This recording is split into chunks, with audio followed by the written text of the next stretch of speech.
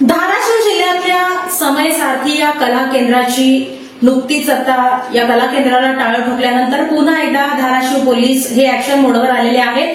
एकंदरीतच नियमाचा भंग केला गेलाय आणि 5 कला केंद्रांवर धाडी टाकून या ठिकाणच्या अनेक कला केंद्रांना पुन्हा एकदा टाळं ठोकण्यात आलंय.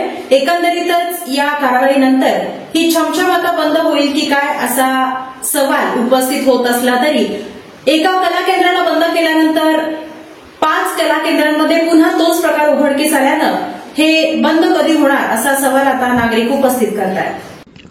धाराशिव जिल्ह्यातील वाशी तालुक्यातील पिंपळगाव येथील तुळजाई कला केंद्र कायमस्वरूपी बंद केल्यानंतर धाराशिव पोलीस ऍक्शन मोडवर आले असून पोलीस अधीक्षक रितू खोकर, अप्पर पोलीस अधीक्षक शफकत आमना यांनी चुकीचे प्रकार करणाऱ्या कला केंद्र विरोधात मोहीम उघडली आहे.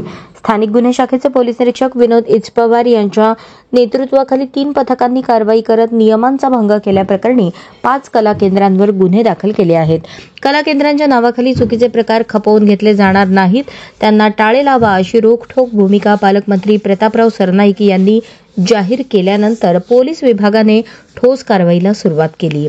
स्थानिक महिला आणि सामाजिक संस्थांनी सामाजिक उपक्रमास या पाठिंबा दिला आहे. धाराशिव पोलिसांच्या स्थानिक गुन्हे शाखेच्या 3 पथकांनी टाकलेल्या अचानक धाडीत काही बाबी आणि नियमांचा भंग केल्याचे समोर आल्याने भारतीय न्यायसंहिता कलम 223 नुसार गुन्हा नोंद करण्यात आला आहे. पोलिसांनी टाकलेल्या धाडीचे व्हिडिओ चित्रीकरण केले असून त्यात अनेक गंभीर प्रकार समोर आले आहेत. महाकाली, पिंजरा, कालिका, गौरी व साई कला केंद्रांवर गुन्हा नोंद करण्यात आला आहे. धाराशिव ग्रामीण पोलीस ठाण्यात 2 तर येरमाळा पोलीस ठाण्यात 3 गुन्हे नोंद केले आहेत. स्थानिक गुन्हे शाखेच्या पथकाने अचानक टाकलेल्या धाडीत कला केंद्र मालकांना परवाना सादर करायला सांगितला. काही कला केंद्रांवर सांस्कृतिक कला सादर करण्यासाठी कला मंच नव्हता. एका खोलीत वेगवेगळी व्यवस्था लावणी बैठक लावण्यात आली होती. अनेक वेगवेगळ्या खोल्या तयार करण्यात आल्या होत्या. त्यात काही नर्तिका कला सादर करत होत्या. तिथे काही नियमांचा भंग केला गेला. हे कॅमेऱ्यात कैद झाल्यावर पोलिसांनी पंचनामा करून गुन्हा नोंद केला आहे. तुळजाई कला केंद्र येथे घटना घडली असून फक्त एक कला केंद्र नाही तर ज्या ठिकाणी कला केंद्राच्या नावावर चुकीचे प्रकार होत असतील ते तात्काळ बंद करून कुलूप लावा असे पालकमंत्री सरनाईक यांनी आदेश दिले आहेत.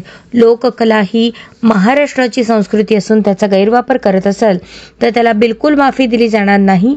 ताबडतोब कारवाईचे आदेश त्यांनी दिले.